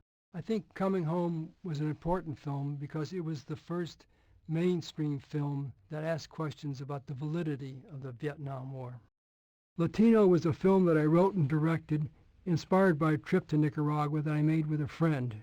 During the trip, we encountered the war that was going on between the Nicaraguan Sandinistas and the U.S.-backed Contras invading from Honduras. The rest of the world knew about the Contras, but it was not yet being published in mainstream U.S. newspapers. When I found out that the U.S. government was using soldiers of Latin American descent, I started thinking about what it would feel like to be a Green Beret sent to Latin America to kill other Latin Americans for the sake of some devious political viewpoint that was not generally known by the American people. So I wrote the screenplay. Tom Siegel was the director of photography on Latino. Since then, he's worked as cinematographer in many films, including The Usual Suspects. I chose him because at the time, he only had documentary experience, was fluent in Spanish, and was very creative. I certainly gave my 2 cents worth, but it wasn't difficult to turn the shooting over to someone else because I was consumed with the writing, directing, and all the logistical details of working on a country that was at war. The look of Matewan was determined primarily by the sparse art direction. Oh, we did Matewan. And of course, John Sayles' influence. We had a very small budget and a lot of imagination and a lot of help from local people of West Virginia who believed in what we were doing. That's a movie I've been meaning to see. Chinese lanterns, round paper lanterns, which create a soft, unidirectional light. Some of the sets were very small and there were no way to light them except by placing lanterns below the camera level. When I heard that John Sayles was going to make a pro-union film, I begged to work on it. That It rules. was also a chance to meet John and to gain a greater appreciation of him and his work. Dennis Hopper should be dead 100 times over, and the fact that he was alive and got a job to direct colors was enough for me to accept the offer to work on the film. It was a good learning experience for me in seeing the waste of really exciting young people who had mostly given up on trying to find a job at McDonald's and fallen into a life of violence. I guess you could say I had problems with the script because I wanted to give the audience more of an understanding of what motivated poor young kids. Instead, I think the film drew our attention to the gangs, but didn't widen our understanding of them. Credit for The Secret of Ronan Ish. The Secret of Ronan Ish! Completely to John Sayles. How often have I mentioned this in stream? And I'm popping. welcome the opportunity to work with him. John had spent a lot of time in Ireland, and when the Irish people heard the words of his script, they couldn't believe that a non-Irish person had written them. They were so authentic. John also did a lot of thinking about the visuals. Where we were shooting had huge tides. The tides would come in and it would be ocean, and they would recede and would be huge areas of sand. So we had to work out the timing so that we could match the photography. Ronan Ish was shot in Ireland in northern latitude. There are certain advantages of working in northern latitude because we get an extended mystic hour. Mystic hour is the time that exists after sunset and before real night. Because the mystic hour in Ireland is longer, we were able to use that quality of light, the kind of light you might see in one of Ingmar Bergman's films or other films made in northern latitudes. For scenes on the water, I made a waterproof snorkel camera. Imagine an upside-down periscope so that the camera could be above the water while the lens would dip from the water level to underneath the water. We also used Army ducks. Oh no, Army World War II ducks! amphibious trucks as camera boats. Army ducks are extremely dangerous. Oh boy, wow. We never knew if we Didn't mean to needed go a Jester camera there for a boat or moment. a camera on the land. All of us worked for less than our usual pay on Ronan Ish. And John didn't have the money for the film when we started. But when we finished the film, on time and under happy circumstances, under budget, everyone connected with the film got a check for $680. And I can tell you that that's never happened before in 100 years of filmmaking. Recently, I worked as director of photography on Mulholland Falls with Nick Nolte. It's a crime drama that deals in part with the military's radiation testing on people during the 1950s. After that, I shot a film called Rich Man's Wife, starring Halle Berry, and a documentary from Chiapas, Mexico, with Subcomandante Marcos. Oh. Thanks for joining me in this tour of my work. I hope it's given you a greater appreciation and some understanding of the cinematographer's creative part in the filmmaking process.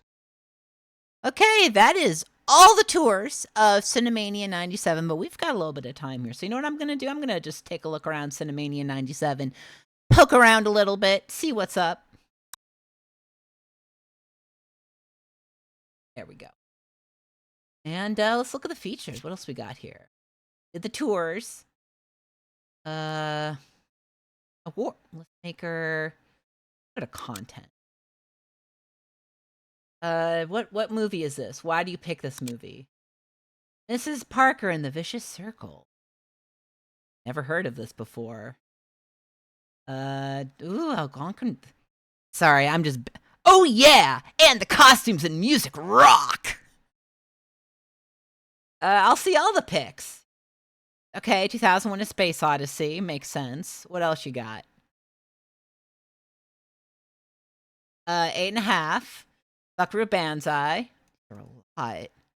Picasso. Oh, this Aliens, but not Alien. Okay, I see. Someone mentioned wanting to see the Stooges. Let's look up the Three Stooges. Yeah, the Three Stooges. Teach me. They are a comedy team specializing in violent, vulgar slapstick. Beautiful.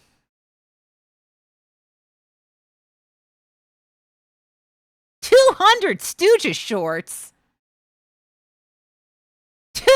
100 Stooges shorts. I can barely watch any of these. How am I gonna... My God. Yeah, I'm gonna enlarge Stooge. Look at the... This is actually pretty good quality for CD-ROM. Man. Yeah, let's look at the Stooge filmography. I've never seen any of these. Wait. What was Stooge Mania in 1985? Well-meaning but completely unfunny tale of one Howard F. Howard, whose passion for the Three Stooges has overtaken his life. Incorporates real footage of the Stooges, and while most of it is far from their best, it is still vastly superior to the new material in this feature. For those who care, some of the Stooge footage is computer-colored. Has anyone seen Stooge Mania? Has anyone seen Stooge Mania? I have. Leonard Maltin, I guess that is his review. Okay, that's amazing. I want to see about someone for who the Three Stooges is, like, taking over their life. I want to see that. Let's go back. How do I go back? There's no back button? Boo! Boo! I will say that the Hollywood Hound, or sorry, Video Hound, has the ability to go back. Yeah, I want to see more of your filmography. More of those late Stooges things. The Three Stooges go around the world in a daze. Even those who dislike the Stooges may enjoy this funny updating of the Jules Verne's tale, replete with sight gags and world travel. 2.5 stars. I guess we just gotta go Stooge. Cinemania suggests. Oh, okay. Here we go. Let's shoot some stuff. I want fantasy and escapism. Do I want dinosaurs and cavemen? I kind of want dinosaurs and cavemen.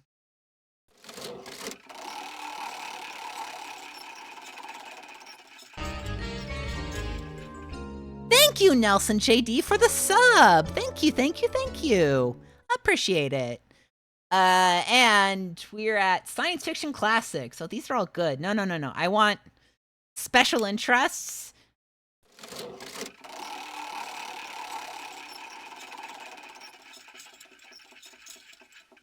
And I got great dialogue. These all have great dialogue. If you ever want to see Howard's End, great dialogue. I'm gonna go back to the wheel of garbage. Take me back to the wheel. Take me back. Where did I find the wheel? Content sources. It's just about, okay. Wheel. Okay, I want more special interests. I don't know how I feel about that being a special interest. Is homosexuality under special interests? Ooh, big budget bombs. No, I want to see that. Hudsucker Proxy. I think Hudsucker Proxy was great, but that's just me. Got Last Action Hero, Ishtar. I heard Ishtar was good. But I've never seen it. Toys, I still need to re-see. This movie is bad. Don't see this.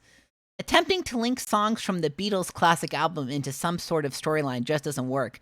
Sequences range from tolerable to embarrassing. As to the Bee Gees' acting talent, if you can't say something nice, Panavision. If you can't say something nice, Panavision. That's true, Leonard Maltin. I'm always saying that. All right, what other options do we have? Calling all sports fans. Controlled substances. I need that for the Saturday stream. Dipsomniacs? Do you know what that means? What's dipsomniac? Does anybody know what this is? I have days of why. Are they drinking? I don't know. Gay lesbian films. Hey, I'm gonna tell you which ones of these I've heard of. Another Country, haven't heard of it. Boys in the Band, have heard of. I mean, Can't Stop the Music is technically not gay story-wise, but I guess it is gay because it features, you know, the Village People. Early Frost I haven't heard of. Haven't heard of a lot of these actually. Dang. We got the Torch Song Trilogy. That's a classic. Harvey Milk movie. 3 of Hearts. Anyone heard of that? I have not. Philadelphia, another classic. My Beautiful Laundrette, I've heard of. I have heard of The Wedding Banquet. Okay, I've heard of some of these. I'm gonna look up. There's a movie that I'm thinking of. Okay, no, I want to find all. It's called Teresa's Tattoo. No, okay, maybe it's spelled Teresa. Okay, this is probably before Teresa's Tattoo came out. That's fine. Teresa's Tattoo was one of the first gay and lesbian films I saw that I was like, this is a bad movie. That's bad. Is cruising in here? That's a good question. Yes, it is. Cruising with 1.5-star review, Cappuccino goes underground to ferret out bloody killer of homosexuals in this distasteful, badly scripted film. Gay world represented as sick, degrading, and ritualistic, filmed on authentic NYC locations. Delightful.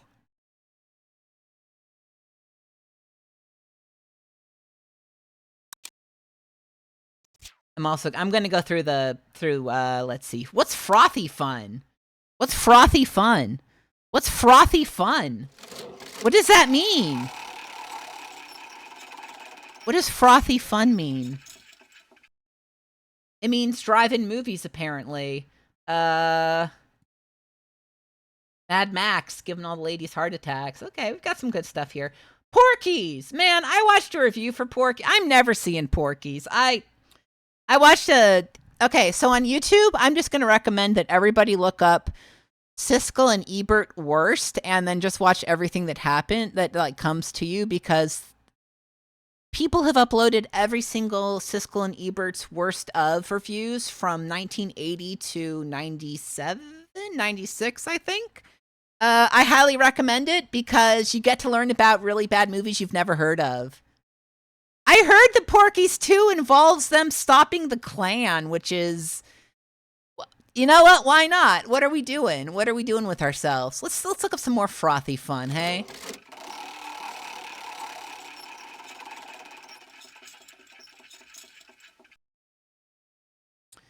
Feel-good films. Yeah, I guess. Groundhog Day is feel-good. 4 Weddings and a Funeral, of course, the CDI classic. Oh God. That's a popcorn classic if I ever heard one. Look at all these. Strictly Ballroom. Beautiful. All right.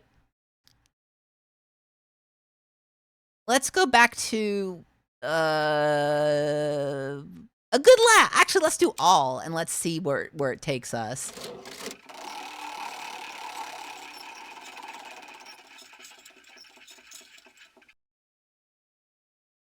You really want me to see some frothy fun drive-in movies.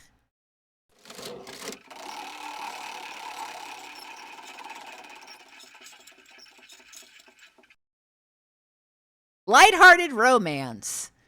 None of these are gay. I guess Penny in June. God, that's a movie I haven't... Okay, I want to see what they say about Drop Dead Fred. No. Under all. Don't try to get me to watch some Godard, folks. I'm here for Drop Dead Fred. How many stars is this? 2 stars from Leonard Maltin. Unsatisfying tale of a black ad agency employee who conjures up mindlessly idiotic advertising campaigns, thus forsaking his... That's the Drop Squad! That's the wrong one! I'm talking about Drop Dead Fred. Yeah, wrong movie. There we go. Okay, this one is putrid, so I don't think that's good. A putrid fantasy comedy about a repressed young woman who, as her life is crumbling around her, is revisited by her childhood make-believe friend, Drop Dead Fred, a repulsive mischief maker. Kate's appealing performance can't salvage this mess. Recommended only for people who think nose-picking is funny. Putrid, huh? I like Drop Dead Fred as a child, but I do agree it has putrid vibes. It definitely does. I'm trying to think of other putrid vibes. Was this before or after Krippendorf's Tribe? No, but let's look up the classic of cinema. Stay tuned. Terminal couch potato Ritter unwittingly makes a pact with Devilish Jones and finds himself and his wife sucked into a TV world in which they're part of the shows, from wrestling to private eye mysteries. Promising premise goes nowhere in this dismal comedy. The only chuckles come from quick spoofs of TV titles, and the only segment that works is an animated cartoon supervised by the great Chuck Jones, Panavision. Yeah, that's fair. I also like Stay Tuned, but I don't think I have good tastes. Go to content. Go to... What do they have under other? We've got... Oh, look at... There's so much going on here. Tape disc. Can you show me things on... No. I want things on CED. I want things on CED. Not Laserdisc. Fine. I want to see movie... Actually, you probably shouldn't watch movie clips. Let's look at awards. Winners, and let's look up winners. Can I choose the award? I should be able to choose the award, right? Like, I want to see who won a Razzie. Yeah, no CDI option either. Unlike, yeah, the video hand will have at least your CDI movies. They have Dawn Patrol. Where's the Paw Patrol? These are all good movies. I'm looking for garbage. I remember MASH. What are the Cinemania connections? Oh, I need internet for that? It really stings how much of this material in Cinemania is lost just due to the fact that it was attached to the internet. But it was so cool that it would be able to do this, you know? Did you know that MASH was later a hit TV series? I didn't know. A lot of reviews of this. What's a Cinebooks? Oh man, look! It's a Cinebooks outline. Football game played. Oh, this is so good. It's just about the movie. Oh, that's. It's like a. Oh God, it's like a Cliff's Notes, but for movies, I guess. That's interesting. That's interesting.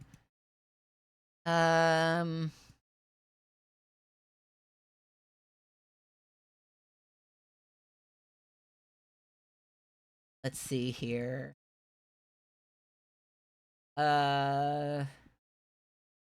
Portraits. Let's look at people. We're just looking at faces now. What Adrian looks like. Have you ever heard of Adrian? I haven't heard of Adrian. Can you just randomly look up, like, I'm just gonna choose you. Danny DeVito! Good choice, Alex. Danny DeVito. Let's go to the subject. It's Danny DeVito. Diminutive, chunky character playing with thinning hair. That is so mean of old Danny here. You could be nicer about Danny DeVito. Sorry, as someone who resembles Danny DeVito, I'm actually taller than Danny DeVito, which is pretty cool. I didn't know he was in Romancing the Stone and The Jewel of the Nile. I knew Throw Mama from the Train. I knew about War of the Roses. I think I mentioned one of the priests in Catholic school made us watch that to prove to us that divorce was wrong. That guy was weird. I didn't know he produced Pulp Fiction. Did not know that. Renaissance Man. There is a Renaissance Man jacket on eBay, and it is so good looking. It looks so cool. I want it, but I do not need a Renaissance Man army jacket. I really don't. Minestrone soup is delicious. Sorry, I just saw minestrone and I thought of the soup. Chat, I want you to start suggesting films, because I'm out of films to think of, and there's a lot here. I want to see what your favorite films are described as by Pauline Kael, etc. The movies list is narrowed to...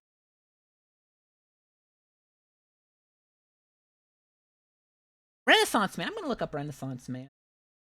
Do that like this. A man whose life and career has hit a stone wall gets hired to teach some of the Army's least intelligent recruits some basic of reading. Overtly corny feel-good movie pushes every expected button and becomes overlong and redundant, but succeeds as well as it does thanks to sincere and persuasive performances. Also stands as the kindest portrait of the U.S. Army in recent history. Falling Down, Airplane in the Fog. Done. No. There we go.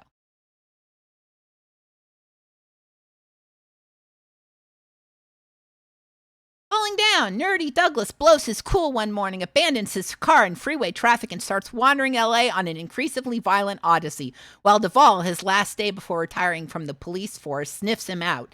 Then on portrait of a disfranchised modern-day American who goes off the deep end and turns into a gun-blazing powder keg swearing revenge on the system. It's vivid, it's credible, it's extremely well acted, but what exactly is the point? Oh, Cool World. Sorry, I saw Cool World. I absolutely have to see Cool World. Not the Cool World, Cool World. I want to see Ebert's review, because I bet Ebert would like it more. No, he doesn't! Oh, this is funny. The DJ who was hosting the radio station's free preview of Cool World leaped onto stage and promised the audience, if you liked Roger Rabbit, you'll love Cool World. He was wrong, but you can't blame him. He hadn't seen the movie. I have, and I will now promise you that if you liked Roger Rabbit, quit while you're ahead. Cool World is a seriously troubled film, so ragged I doubt if even the director can explain the storyline. I want to see if he says anything about how horny it is. Hold on.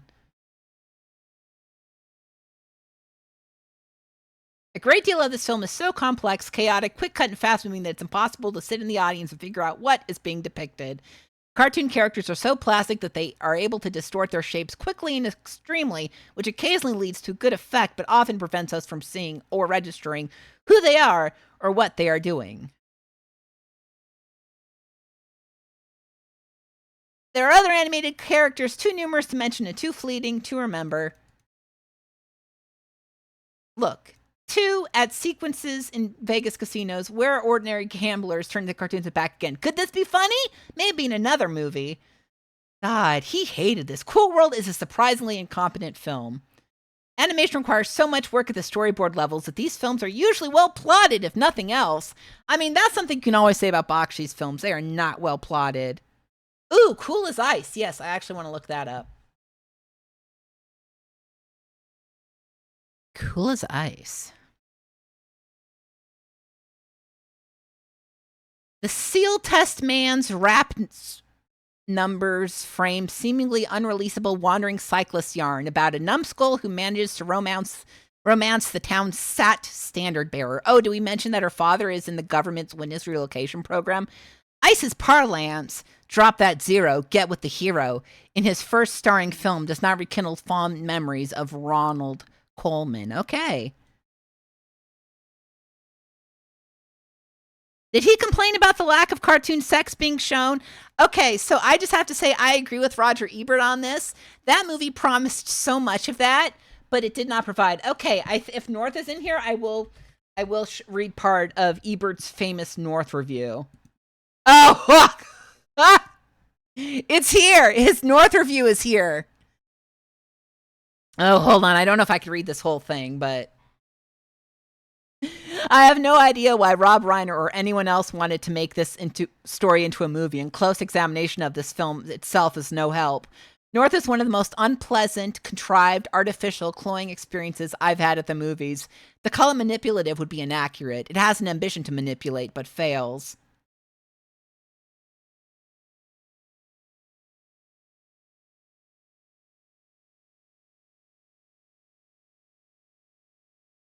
Sorry, it's so.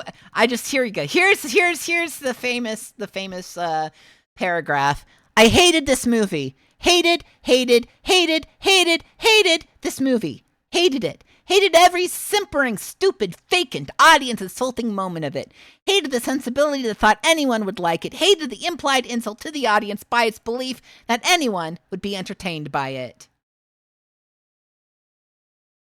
Unfortunately, Viva Rock Vegas I don't think it was out by this time.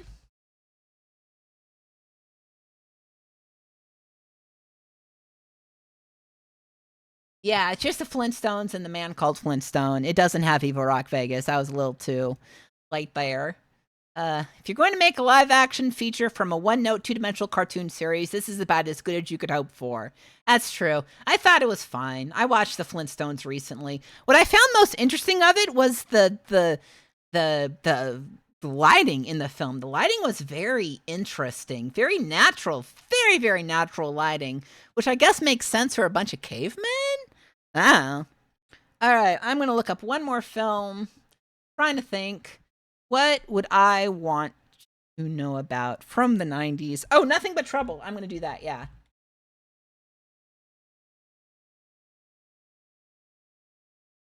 Chase and Moore, off on a weekend, get nabbed for speeding in a hellhole town under the complete domination of an ancient Judge Aykroyd, unrecognizable under mounds of makeup. Rest of the film deals with their attempted escape. CD production design is impressive. The rest is stupefyingly unwatchable. This was Aykroyd's directorial debut. He wrote it too, and yes, his nose is supposed to look like a penis. Thank you, Kusi, for the sub. Thank you so very much. I appreciate that. Thank you. Ooh, yeah. Cinco Play, thank you for the 6-month sub. Thank you. Appreciate that. 6 months, thank you. Well, the hype train's coming, so I better keep finding things to review. Let's see here. Here's articles about, like, actual subjects. Did they have an article about homosexuality? Sorry, I keep trying to scroll wrong, and it just... Homosexuality? Homo. Okay, I'm gonna look up gay and lesbian.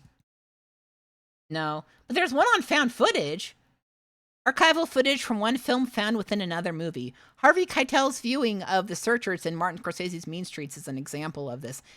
I don't agree with this. This definition has changed. Thank you. Yeah, I'm glad to have looked up Nothing But Trouble for y'all. Cop and a half. Okay, we're doing cop and a half. Let's get out of here. Cop and a half.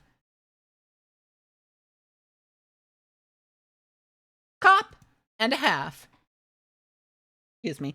And a hemorrhoid and a half to anyone who sits all the way through it. Circumstances, read Scriptdiver's contrivance, dictates that a cop-addicted black kid become the new partner of a white detective who's trying to track a drug punk. Objectively painful comedy did for Reynolds' screen career what Stopper My Mom Will Shoot did for Stallone's. Low point, a urination bonding scene with Reynolds in which the youngest wants to make swords. Ah! Ugh. Ugh. No, thank you. No, thank you. Santa with muscles should be here. It's not! Really? No Santa with muscles?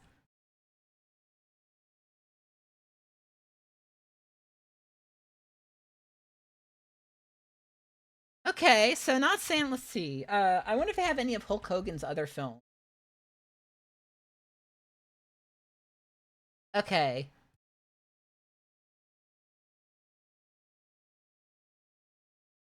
They do have Hercules in New York. Hercules journeys to Earth from Mount Olympus and gets mixed up with wrestling promoters and mobsters in this lumbering comedy. Inept, but irresistible for the opportunity to watch a young, badly dubbed Schwarzenegger in his movie debut. Reissued as Hercules the movie at 82 minutes, and Hercules Goes Bananas at 75 minutes. For TV release, a 3-minute prologue has been added. Aren't you glad you asked? Ooh, Suburban Commando, they should have that. They do. Engaging film for kids about outer space warrior who comes to Earth and for some R&R and gets involved in the lives of a somewhat stressed out suburban family. Hogan is surprisingly likable as a vigilante crusader in this comic vehicle, which he co-executive produced. Mom and Dad Save the World.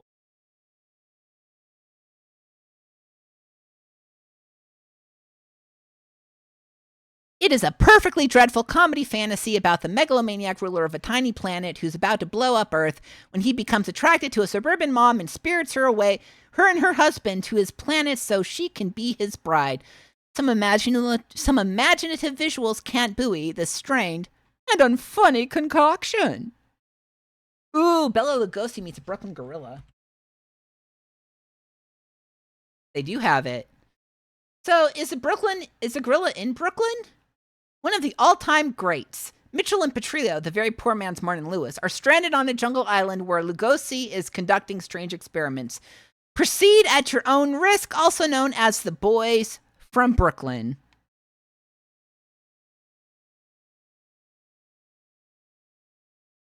Ooh, heavy metal. Yeah, let's see that.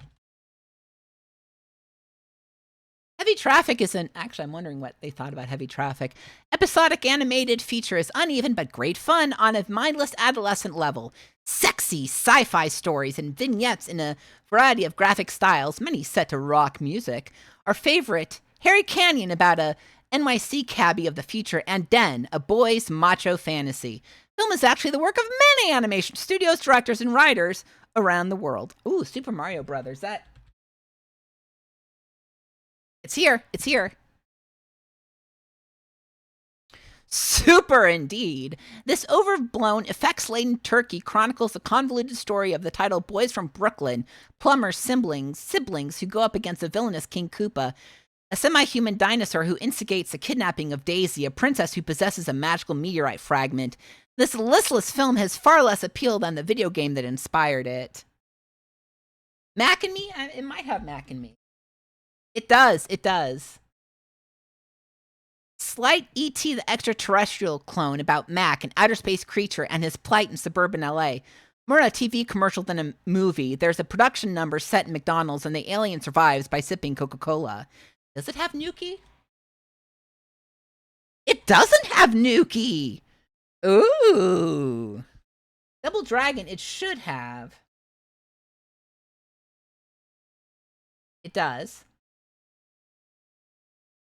In the junkie gang-dominated post-earthquake New Angeles of 2007, martial artist brothers the Cascos and Wolf battle evil billionaire Patrick for the possession of a 2-part Chinese medallion that grants mystical powers, sometimes lively but mostly silly and tedious.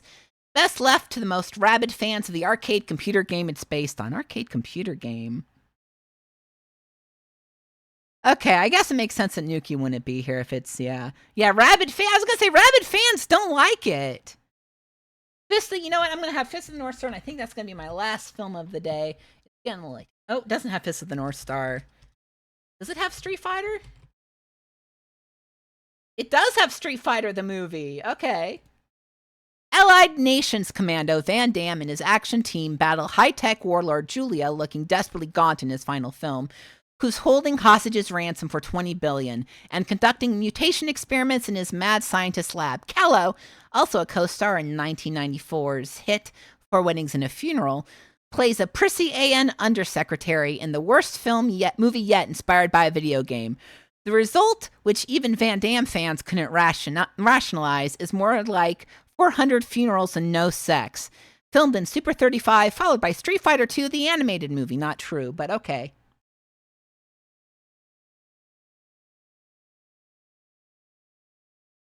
That's delightful. 400 Funerals and No Sex. I think we're ending on 400 Funerals and No Sex. That was delightful. Thank you, everybody, for going through Cinemania 97 with me. I appreciated the tours. I learned a lot. Sandra Bernhard was a little shy, but then she showed up. Good for her.